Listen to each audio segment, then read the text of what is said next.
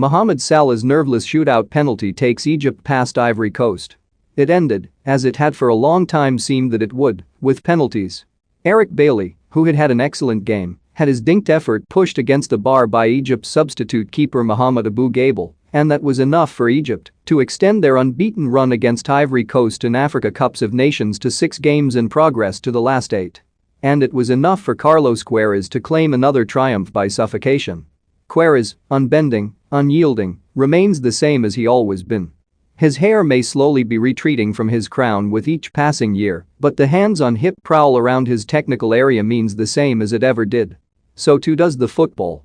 Queiroz has spent the tournament despairing of fans who doubt his cautious approach and demand Egypt kick the ball forward, insisting he was content to wait for one small mistake, one rebound. Against this Ivorian defense, it was less likely to be one small mistake than several big ones.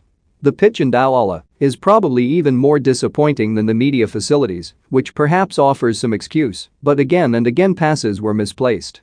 As Queiroz had hinted, Egypt didn't so much try to create anything as wait for Ivory Coast to present them with the ball, but, as in the group stage, a vaunted forward line squandered the opportunities. Omar Marmoush pinged a 15th-minute shot off the bar, but, that aside, Egypt's threat was largely theoretical.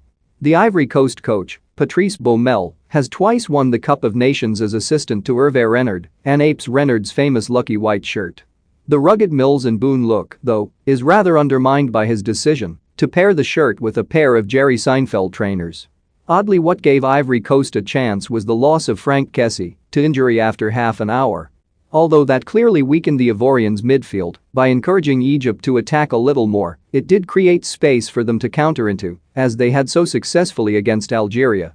The result was that, as the tempo rose in the second half, the game seemed a contest of the terrible finishing of Egypt and the terrible crossing of Ivory Coast. But Queiroz soon put a stop to that.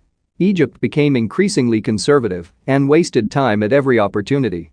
It was all very familiar. Egypt too have always been masters of that if they feel the game might be slipping from them, as Ivory Coast found in Cairo in 2006 in the Cup of Nations final. Queiroz is a master of this. He preaches control and, while a shootout clearly offers no guarantees, it was better than the alternative of taking Ivory Coast on in an open game. And when you have Mohamed Salah taking